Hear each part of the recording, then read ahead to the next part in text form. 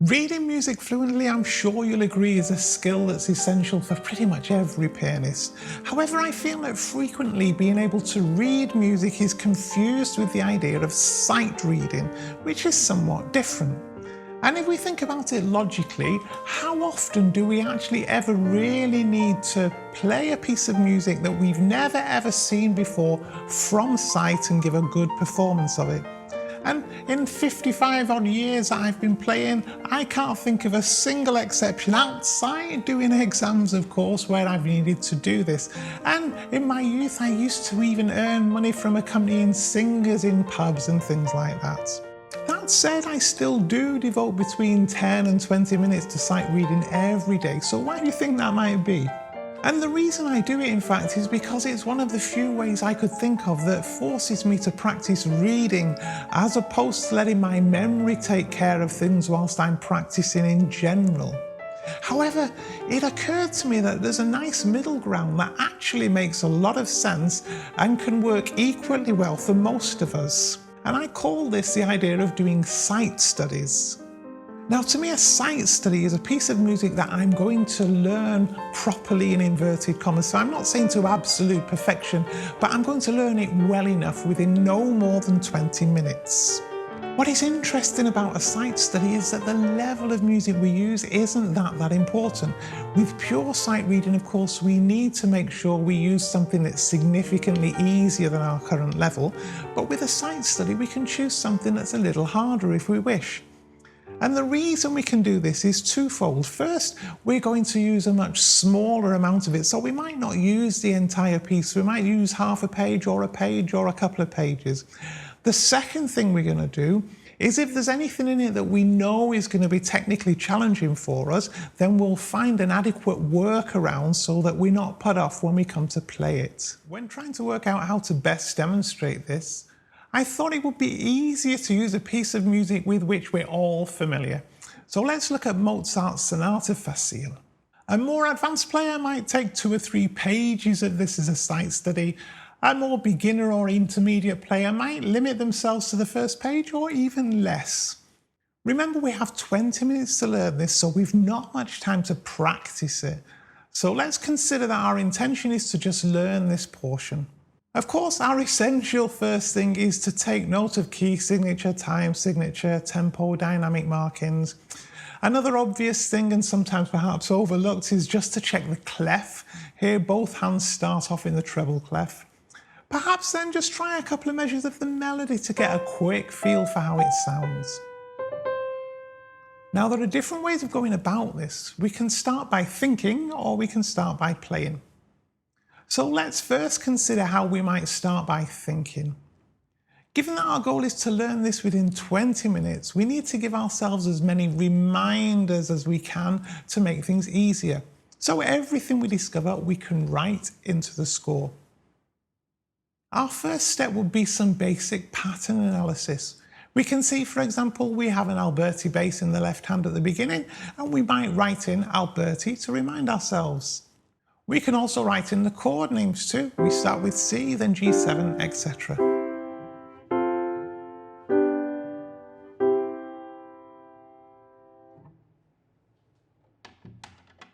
The right hand plays the melody, and we have a trill with a turn in the right hand here too. Next, we have some white key scales, which each start from a lower note than the previous one. Someone with advanced theory knowledge might think of these in terms of modes. However, there's nothing wrong with simply thinking of them as a C major scale with a different starting note. Alternatively, we might simply write in all white keys here and perhaps highlight just the starting note of each run.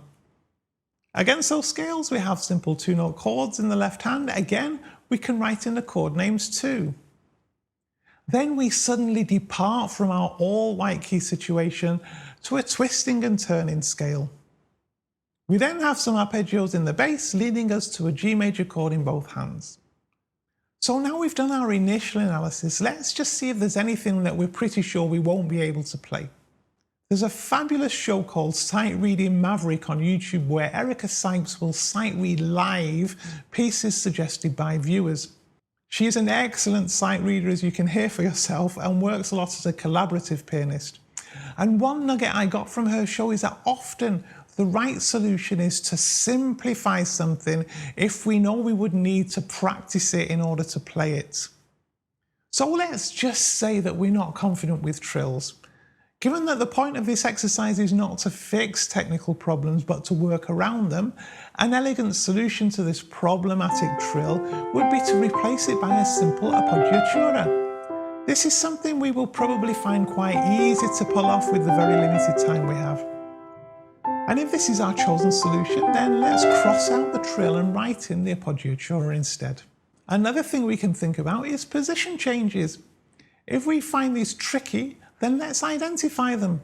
There might be those where we can join them in the fingers, but there might be others that we'll have to jump physically. As we identify these, let's write them in with perhaps a little J for jump. We can see that the first line we can pretty much play without moving our hands. Our left hand only needs to find one note above and below the simple 5-finger position. However, we have a potential little jump to get to the first note of those scales in the right hand.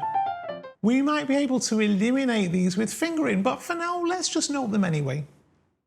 Now for the scales, if we use the traditional fingering, we'll run out of fingers here. So an alternative might be to use the traditional fingering going up and then cross with 4 on the way down, and that brings the thumb neatly onto the right note. Let's ensure that we write this in clearly. As this is a scale, if we know the starting note, we really don't need to actually read the others. But if we want to be reminded to use 4 on the way down, because we'll likely have spent countless hours practicing using 3, then it's best to mark it in. Let's look at the twisting and turning scale. This will likely be the trickiest bit for us, as it's a pattern that we need to assimilate quickly. Start by working out the fingering. We need a solution that gets us to the B natural and leaves us equally over the G natural.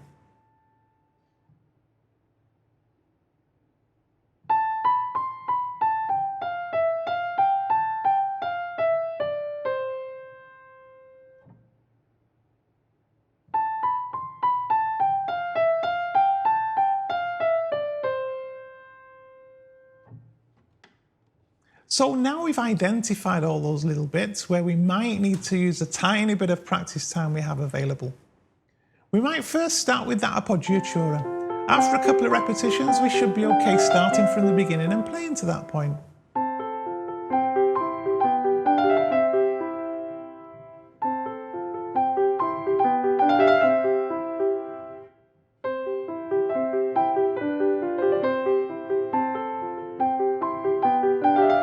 We can also look into the little jump here. I think it's probably best to just make it rather than try to avoid it by fingering, so we can practice this a little. Next, we can practice those scales, especially that cross on the 4th finger. I personally wouldn't do this hand separately, as the left hand here isn't doing very much anyway. However, if you find it easier, then by all means start from that point. Again, after a few repetitions, let's start from the beginning and play to the point we've just reached. Now all we've left is that twisting and turning scale. If this will be the hardest part, maybe we'll even spend as long as 5 minutes working on it. We can use whatever techniques we'd normally apply. We can use rhythms, we can use pauses, etc. And now once we've done that, we can practice from the last of those white note scales to ensure we can make the join. After that, hopefully, we should be good to go. However, another option for this is to start by playing. Now, when working on just this tiny portion here, to play it end to end isn't going to take any more than, 30 seconds? So an alternative starting point might be to simply play through once at a reasonable tempo, so that if there are any unexpected problems with it, then we'll hit them and get it wrong. We might find, for example, that the trill falls apart. We might find we run out of fingers when playing those scale runs. We get totally thrown off when we suddenly have the C sharp accidental.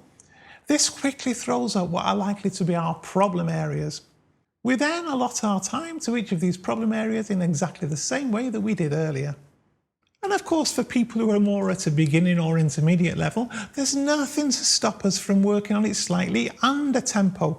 Clearly, there are so many versions anyway of this particular piece that some pianists play it far faster than others, so a slightly under tempo is perfectly fine.